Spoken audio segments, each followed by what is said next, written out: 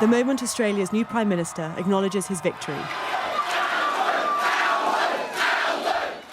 leading the Labour Party to power for the first time since 2010. I'm honoured to be given the opportunity to serve as the 31st Prime Minister of Australia. An MP for 25 years, Anthony Albanese is one of Australia's longest-serving politicians who came from a humble background and campaigned on a platform of unity and optimism. It says a lot about our great country that the son of a single mum who was a disability pensioner, who grew up in public housing down the road in Camperdown, can stand before you tonight as Australia's Prime Minister. I have put forward a positive, clear plan for a better future for our country. And I have shared the two principles that will drive a government that I lead. No one left behind, because we should always look after the disadvantaged and the vulnerable. But also no one held back. A phone call from incumbent Scott Morrison to the Labour leader conceded his party had lost power after 9 years.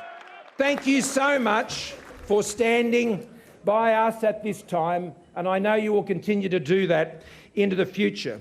To my colleagues tonight who have had to deal with very difficult news and have lost their seats tonight, I as leader take responsibility for the wins and the losses. That is the burden and that is the responsibility of leadership. And as a result, I will be handing over the leadership at the next party room meeting. Just who will replace Morrison as Liberal leader remains to be seen. His deputy and treasurer of the country, Josh Frydenberg, lost his seat to an independent. It was always going to be a tight race, outgoing Prime Minister Scott Morrison marginally behind in the polls in the lead-up to the election. Unlike in 2019, the polls rung true this time round. Climate change was the driving election issue. The Morrison government was not thought to be doing enough in the global fight, as bushfires and floods devastated Australia's backyard. His response to both tainted his public popularity. While Labour hold the majority, they have not yet secured the 76 seats needed to win the election outright, which could lead to a hung parliament.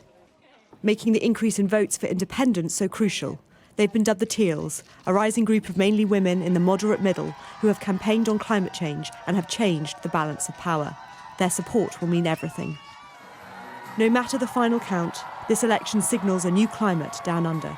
Madeleine Ratcliffe, Sky News.